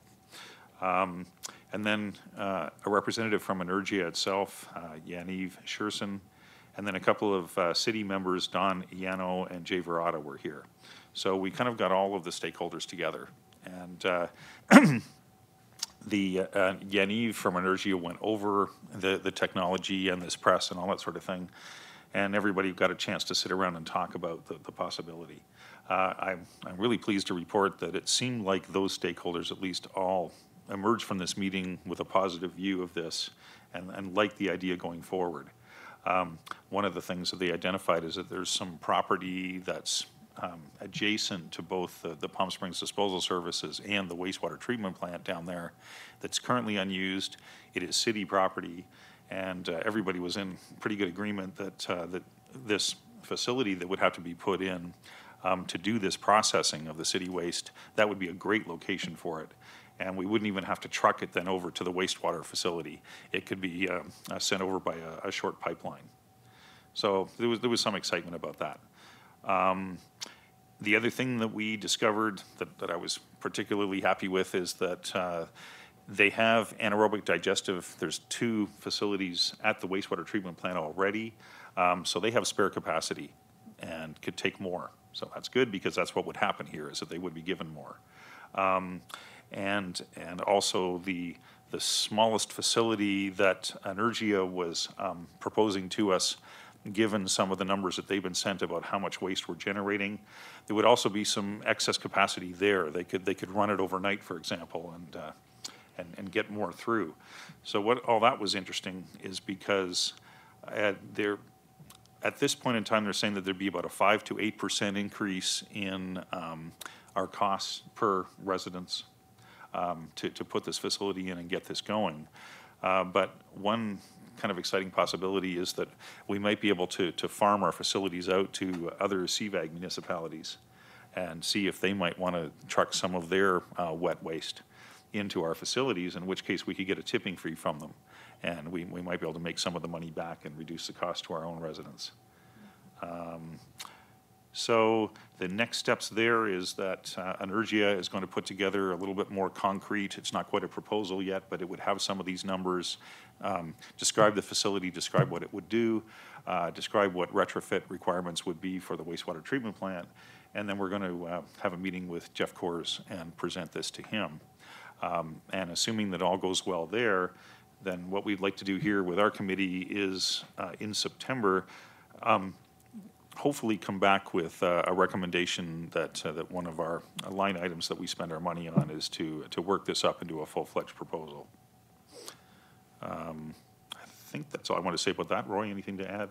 I guess the only thing I'd add to the last part is that what they're planning to put together is a higher level executive summary of what they presented to us in a more technical meeting yesterday, and that would be, for Jeff. And we probably will have a dry run on that presentation with the same group of people that met yesterday. And we will invite anybody here on the commission who's interested to participate in that meeting as well for any input. And then I think part of what they will do in that presentation is come up with a more specific proposal for something that we might want to fund and discuss at the September meeting, like Rob said. Yep. Questions from other commissioners? Commissioner Friedman. So would this look like the AD facility that we saw in Paris, i.e. it generating methane that either goes back to the gas company or perhaps the city could recapture it? Is that the byproduct? There's two potential byproducts. We can either go for power or we can go for gas. And PSDS is very interested in going for gas because then they would just turn back around and power their own fleet. Okay, so it could actually be being put into CNG so that they could use it just as we saw the trucks in Paris then? Correct. Okay, and the other alternative would also work if they went for a power route. That would be a nice discussion with the DCE people, but either one could work with basically keeping the gas here in Palm Springs. Yes, keeping the gas here in Palm Springs, or with the new way that we're going to be getting our power, that's Energy was bringing this up, is, this is another option, is there were, I don't remember what the number of kilowatts that it is producing, but it was fairly impressive, and that could get right back into Palm Springs City usage as well, instead of going out to the grid. Okay, I think it may, either the back end of the city or potentially of a way for DCE to capture it, but either way would work to keep the energy here in Palm Springs. I just want to point one more thing out, just because I didn't realize this. The AD facilities that are down for the wastewater treatment have been there for decades. This is not new stuff. And it was just amazing to hear that they've got two of them. And that means they've got all this excess capacity in the two of them that they're not using right now. So I know, it was amazing. So there's lots of potential there to bring in waste from other cities and to handle the increase that we're going to hopefully be generating next year. Yes, Dan. Gary Calhoun was telling me earlier that it could power 2,500 homes.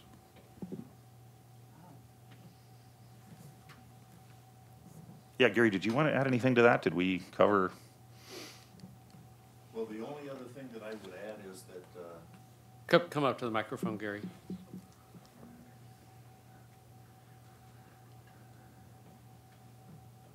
The only other thing that I would add is that it appears as though they've been pretty successful in garnering grant money. Oh, yeah. So. Yeah. Yeah, we had quite a discussion about grant money, and it looks like we'd be able to recover some of the cost of this facility through grant money as well. All right, Gary, don't leave the table. Who knows? Other questions by other commissioners? This is really kind of an exciting development that you all are working on. I mean, a whole sort of new plant in a way, yeah. A new plant, but one that would be, using this existing facility. That's Right. really, compared to what we saw up in Paris, which is a $50 to $60 million effort, by piggybacking onto the wastewater treatment plant, we really get some benefit. Great. Yeah, it was a real productive meeting yesterday. A good combination of people were there, and it looks a lot more feasible than we had thought before. Right. Any other questions? All right. Commissioner McCann, anything else from the Waste Reduction Committee report?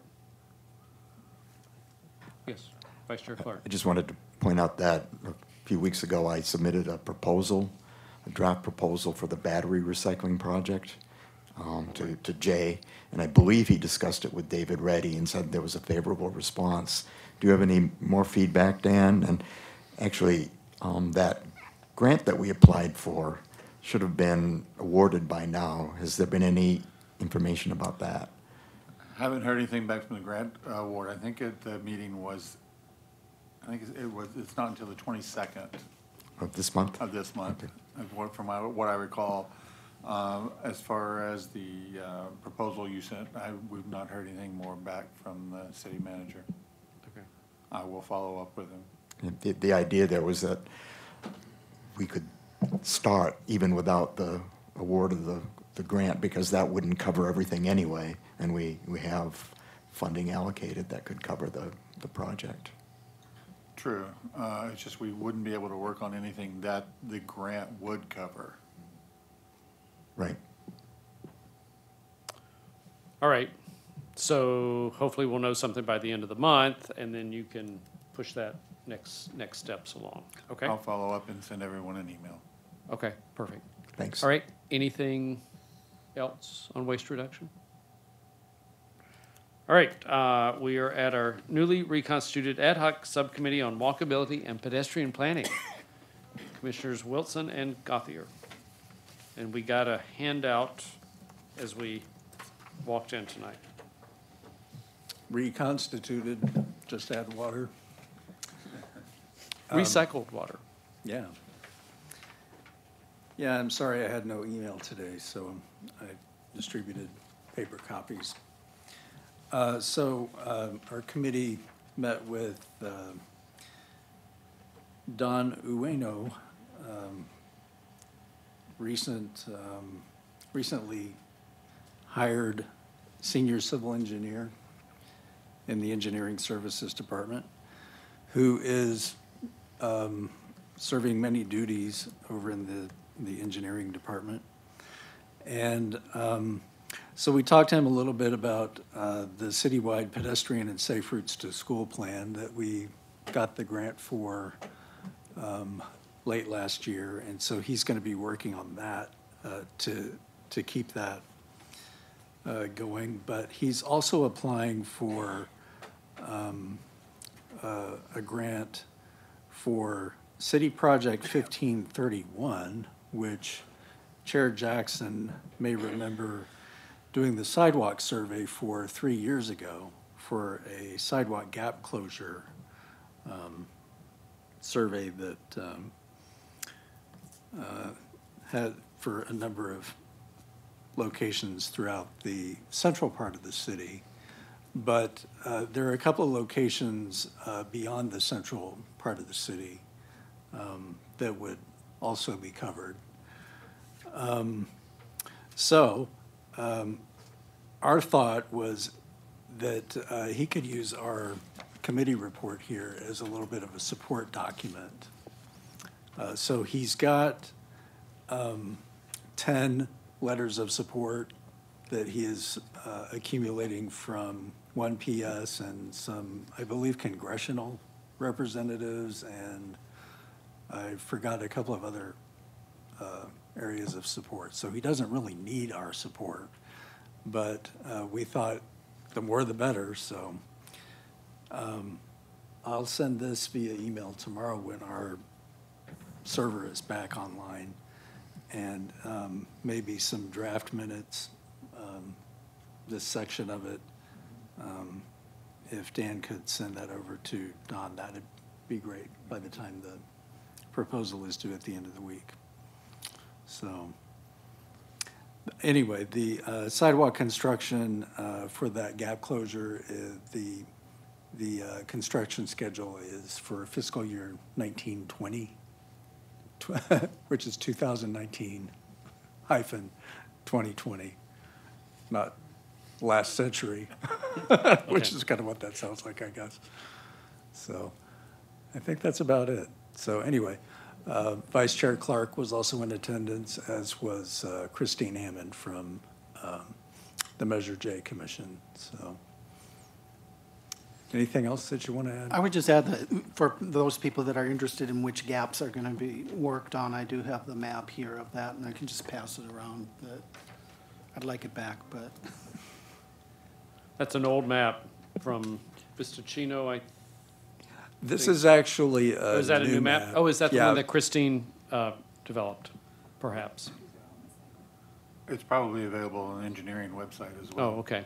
Correct. Yeah, it's very similar to the map that yes. you generated 3.5 years ago. I'm sorry, I didn't have a way to convey this via email so that you had the report prior to the meeting, but some of the gaps that you identified 3 years ago have actually been constructed since then, and there are a couple of additional gaps that have been identified since then that were included on this map. So it's not exactly the same, but it's pretty close. All right. Questions of our walkability team? This is exciting, these 2 grants, and being able to spend that money and see some progress. Thank you. It's the tortoise and the hare, and government's always the tortoise. All right. We are at the Ad Hoc Committee on Film Festival Programs. Commissioners Futterman and Gauthier, anything from you tonight?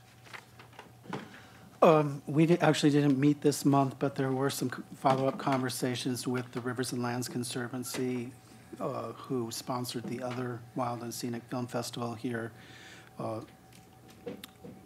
this spring. And we had been talking about possibly doing something in December, but they have set a date in March that they're going to redo their film, and we are exploring joining with them because they are kind of at full capacity in where they held it this year as the daytime event. So they're looking at adding an evening event that would be a fundraiser in Palm Springs. Oh. And so I'm indicating they are talking, UCR and Rivers and Lands Conservancy are exploring whether they want to welcome Sustainability Commission as a partner in that effort. Okay. So it would be in March of 2019. Where does this need to go? Great. Okay. All right. Okay. Anything else from you two? All right. We're at Wellness. Commissioner Baker, anything else from you tonight? I too was on vacation for the last 3 weeks, so no. Okay. Fine. Okay. Commissioner Friedman, water. A couple of things mostly involving DWA. First, they held workshops this past week on their 2018-2019 rebate programs, which about 50 people attended. You recall that I had said, well, perhaps the city could come up with a rebate project, so I met last week with Kenny Kershaw of the Facilities Department to discuss a turf to desertscape conversion to Victoria Park, and that would be eligible for a $3 per square foot rebate up to $40,000 from DWA.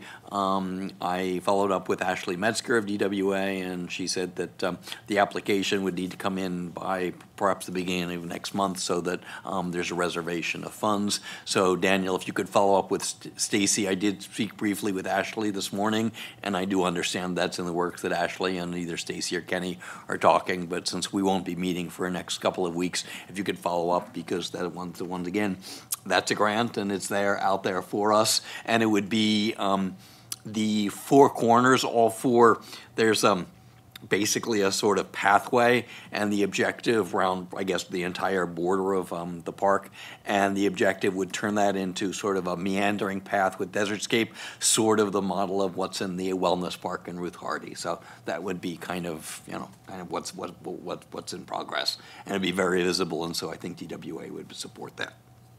Also DWA, its customers achieved 19.5% reduction in potable water production during June 2018, and that was compared with the same month in 2013.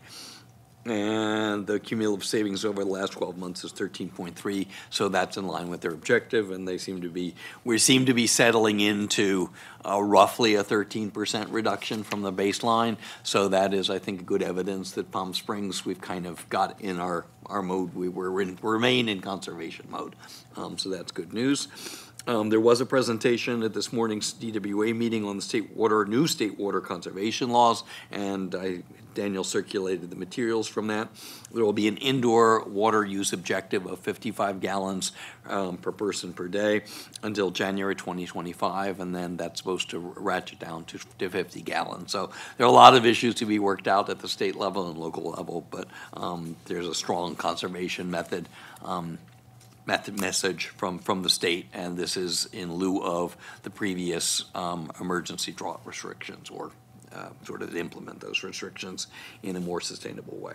And finally, DWA has posted its water quality report on the website. So if anyone wants to take a look at that, that's just been posted on the DWA website. So that's it for water, and thank you for, once we have a sustainability manager, and with the budget allocation just approved a short time ago, I would like to work with our new sustainability manager to see if we can come up with a water turf to desertscape conversion rebate program. So there's $25,000, and that's my mental note to work with our new manager on that program. Okay, great. Questions?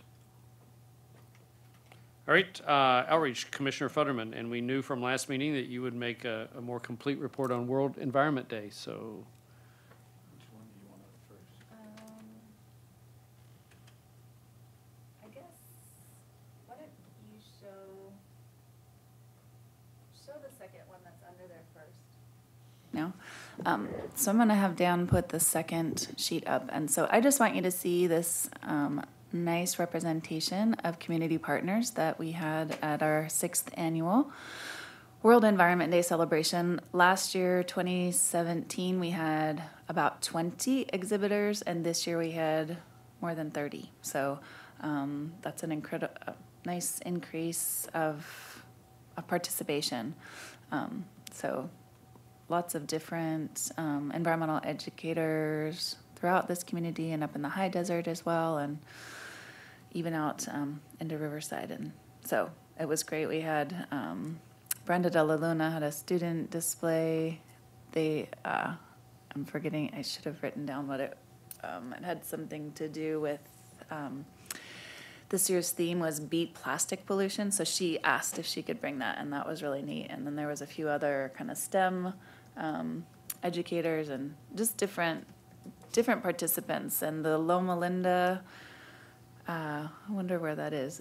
They actually had a really interesting, there's the Loma Linda University, the venomous animal display, which was really cool. And there were some kids that, I mean, obviously they didn't bring the venomous animals out to hang out with people, but to see, what is in our desert, and to kind of break some of the mystery and the fear around it, and see how beautiful these species are. And then, so many of these kids got to hang out with snakes and other reptiles for hours, and they just spent the whole time with them, which I just think is a really neat opportunity. So we had the Living Desert as usual, and the Living Desert Tortoise program as well. So there was a lot of live animal encounters, which is always fun. And then just so much educational groups, wanting to share with people. So I wanted to show you that, and then we'll go on to the report.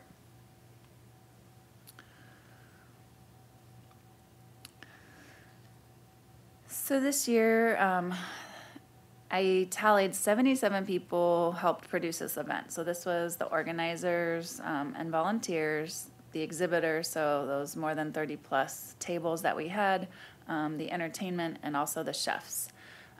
So that was a lot of people behind the scenes that showed up to participate in this. And I think that that's really a nice feat to see how much support we have from the community that wanted to be a part of the event. So I came up with a way to try to collect the data of how many people attended. And I was thinking, you know, some people do this thing on an iPad, and I thought technology generally fails when you want it the most. And so I thought, let's do something really old school. And so we got containers that we had at the front table, and I asked the Urban Conservation Corps, who are all volunteers, and they brought about 10 people with them. And I said, you know, can we have 4 of you at the front where you are asking people as they come in, please put a jelly bean in the container that best represents how you heard about this event, so we could kind of try to see, you know, what kind of advertising works and what, you know, how we're getting the word out. Well, I think Roy can attest, because he was there with the Milkweed for Monarchs in the breezeway there, and they were not really paying attention a whole lot, and they let a lot of people slip through. So we can't really tell you exactly how many people came through, because they weren't very diligent about it. But that said, 238 attendees placed jelly beans into those containers. And so we do have a little bit of this data that we can see, you know, and we're saying conservatively at least 50 more passed through, probably more. So at least 365 people were at this event, probably more. So revealing the statistics of where they heard about it. The highest was the billboard, and it may not look like that much, but, you know, considering that this isn't the full amount, that's actually quite a few people that saw our billboards. And did any of you see them up on Genatri and also on the freeway? It was a little harder to see the one on I-10, but, you know, on Genatri, you couldn't really miss it. And I thought that that was really great. It was coming into the entryway of Palm Springs, and I had a lot of people tell me that they saw it, you know, because they'd heard about it. I told them about it, and they're like, we saw the billboard, and that's also really nice. So that is one way to get the word out. Word of mouth, well, that's other people that are either seeing the billboard, seeing it on Facebook, seeing it on the news, and then they're sharing that information, you know, with others and saying, hey, come along, and that's always great. But we can't necessarily count on that. We can only count on how we can get the information to those people that are going to share that information. Facebook is a nice free way to get that word out. So any way that's free, of course, is good. Thanks to Roy, I was featured on the Desert News. I don't know how many of you saw that, but that was quite fun, and that was really great. Although the person that interviewed me, I mean, I really hoped to talk about the features of the event, and he kept on going back to beat plastic pollution, which ultimately, you know, if people weren't going to come to the event, we want them to be thinking about how to beat plastic pollution. So in the bigger picture, maybe that was more valuable. I don't know. But anyway, it got us plugged in, and that was really awesome. The flyers, I didn't print that many flyers because being a Sustainability Commission, I wasn't trying to get the word out on our most beloved paper from trees. But next door was okay. I didn't get it out there that soon. I didn't think about it soon enough, perhaps. That the farmers market, only 10 people said that they got the information there, but who knows really. The radio really wasn't as successful as I think we would have hoped. They aired 52 ads, which is significant.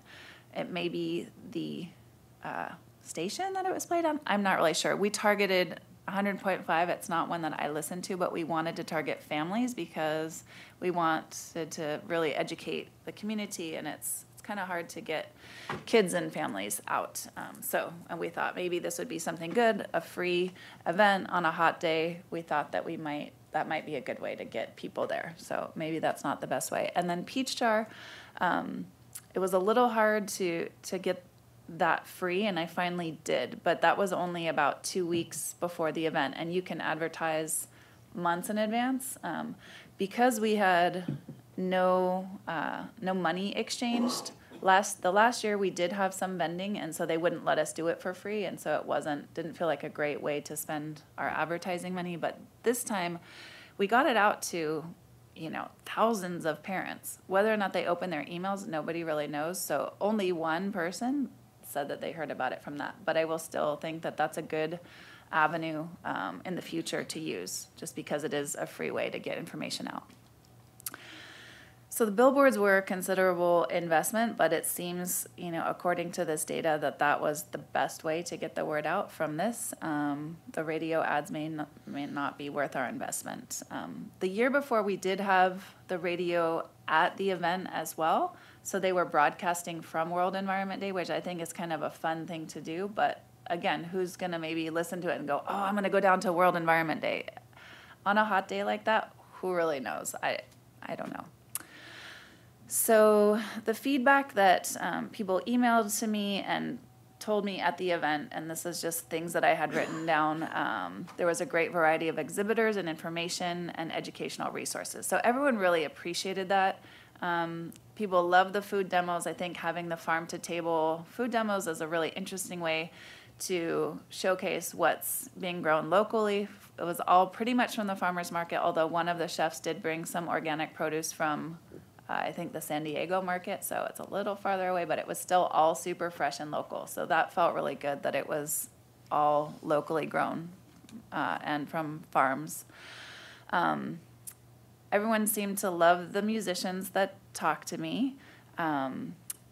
People appreciated the environmental art contest. This year's theme was fire, and people thought that it was really inspiring. To me, that's always this is actually how this event started, was to be able to have a place to showcase the environmental art contest that I run. So that's how, and I don't know if I ever told you this, but just because, having projects due in April by Earth Day, that's right when testing was. So we came up with another day. Karen from the Scrap Gallery said, oh, there's World Environment Day in June, and that seemed like a better way to have projects due after testing so that they could have that last month to submit projects. So I think that's always a nice part, to have local art, wonderful live animal encounters, fun interactive activities for kids of all ages. So the adults also seem to really like the interactive exhibitions. So this was very clear. A few people commented that the music was loud, and some exhibitors complained it was difficult to converse, and I definitely heard that. It was an extremely hot day. Many visitors commented how the streets were empty in town, so I don't know if people just didn't want to leave their house at all. It could be part of why we didn't have the attendance that we were hoping.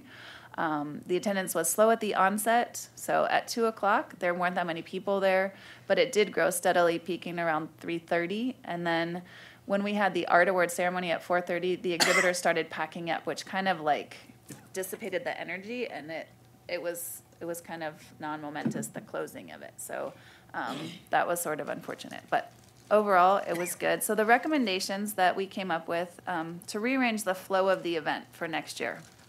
So I'd like to kick off the event with the Environmental Art Award ceremony, so that's the opening. It was what, it was kind of what created this event for us in this community, and that would just be nice. And that way the kids maybe, can come, and then hopefully they'll want to stay with their families, and adults, if you guys ever want to participate or share that with adults, there is an adult category. So then we'll have a solid hour and a half of networking time with soft instrumental music only in the background. So, the guitar, everyone said, oh, the guitar, you should just have the guitar play. But the musician that was there is very accomplished, and she's amazing. It just, I think, was loud. But I think that it did compete with that ability for the exhibitors to actually be able to converse. So because this is definitely not only a celebratory event, but an educational event, I think that we should give that ample time to just have networking. And the food demos, so the live music portion will possibly build into a dance party during the last part of it. So it can kind of build up and maybe turn the music up as the exhibitors then can pack up if they want, or hang out and, still talk to people if they want to, because some people didn't complain about that. The food demos will start at the beginning and continue throughout the duration. I think that that's just a lovely part of the event. And we'd like to keep it as a no vendor event to be able to allow that free advertising to the schools. Sustainability Commission was the primary sponsor for our event. So we paid $2,500 in billboards, and you guys approved $1,500 towards the event costs. Friends of the Desert Mountains and the Creek Fund also put in money for the Environmental Art Contest Awards. Palm Springs Disposal really showed up. Maybe it was Beat Plastic Pollution. I'm not sure what inspired them, but hopefully that might be a partnership that we continue. $500 they gave. LSA Associates, Grant and Company, really awesome to have you, and that was a really nice contribution. So we asked for $50 from for-profits, which is a pretty nominal amount, and so that was super sweet that you gave more. So, and then Hot Purple has always been a great participant. Southern California Edison. Caroline Conway used to be the director of education from the Wildlands Conservancy. So she just retired, and she gave that personal donation of $25. And I ended up putting in my own money for the printing of flyers. I wasn't really sure what was happening exactly with some of the funding, so I just donated that as my contribution. And the actual costs that were covered by us, the entertainment, that covered the Master of Ceremonies, the live music, and the circus entertainment. Flowbox was there, which is always fun. It gets kids up and, moving and dancing and doing some circus stuff as well. The radio ads was $520. I think that's a lot of money to get 9 people there. So I think that we might not do that next year unless we get a great sponsor that wants that, and maybe we have it go for longer than the week before. The farmers market produce cost $175. We had allocated $250, but I was actually going off a budget of $2,500, and I don't exactly know how I asked for $1,500 when that happened, and so we actually stayed pretty close to what the commission approved. And we collected revenue from these other sponsors, so that totaled $725. That really covered the $350 that commission was going to sponsor the art awards. So that leaves $375 profit. There was $200 from 2017, so that with another $50 from these other contributions for the billboard designer. I think she did a really great job, so that was a pretty nominal cost, $250 for that design. And then, so we have these proceeds to roll over for next year is a little over $300. So, in conclusion, we thank you, everyone that organized this event. We thank our commission for being our sponsor, for the continued support of World Environment Day. And I think that this is something that we can really make our signature educational event that people can look forward to every year. I mean, it would be rather nice to have one in the fall, maybe when it's a little cooler. We could do something outdoors maybe in the future. But for right now, it's, the city partners with us. They give us that room. That's just the room alone. That's an in-kind contribution, which, I guess I forgot to mention is I think it's about $2,500. So they give us that as well, which is a huge contribution. And we'll just continue to pursue sponsorships from other community partners and hope that, maybe for the billboards next year, some other sponsor wants to come up with that. And if we can, continue to sponsor the event and continue with this program, I think it's a great event that everyone that attends seems to love. So that's it. Thank you, Jen. You're welcome. Thank you. Yes, very thorough report. I'm noticing the hour, so I don't know that we Okay. have time for lots of questions, but if there are any. All right. So I think we have completed the agenda. Are there commissioner comments? Yes, Commissioner Friedman.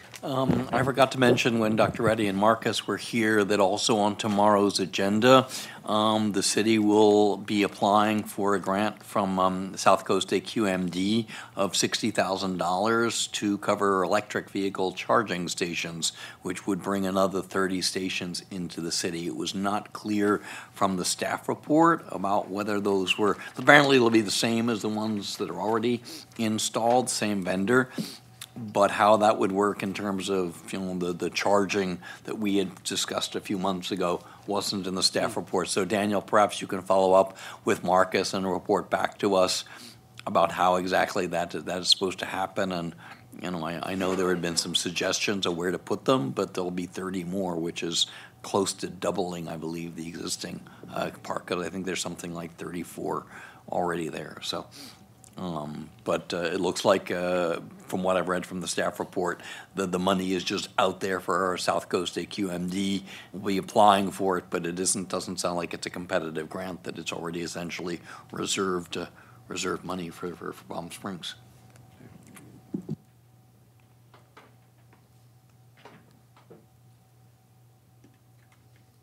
All right. I believe Vice Chair Clark is representing us at the Library Awards Thursday afternoon. Is that right? That's right. Okay. Any other comments? Just one quick one. I noticed today that the City of Palm Springs has got a grant program to make the exterior regions of businesses more attractive, to beatify them. And what I immediately thought that this would have been a great source of funding to go to businesses as we attempt to get recycle and trash containers even inside commercial establishments that would have some standardization to them and recognizability. However, if it's narrow enough that it has to be outside, then this would not be appropriate, and that would be too bad, because this would have been really good. So I'm wondering, is there somebody to approach about that and ask them about it? You could go to the city manager about it, but I'm pretty sure it is strictly for outside. Yeah. Okay. All right. We would entertain a motion to adjourn to our rescheduled meeting for Monday, September 24th, 2018. Dan? I just had one. Roy had asked me in an email about Dunn Road project, and I did find out yesterday or today that the project has been completed. I've been searching for photographs. They said where they were, but I can't find them yet. But it's like 95% completed. All the rows have been picked up, and just basically some of the smaller pieces of glass that still need to be picked up. Okay. Wow. That's great. So you're anxious to drive up there again? No. All right. Is there a motion that we adjourn? So moved from Commissioner Gauthier. Second from Commissioner McCann. We are adjourned until September 24th. Thank you.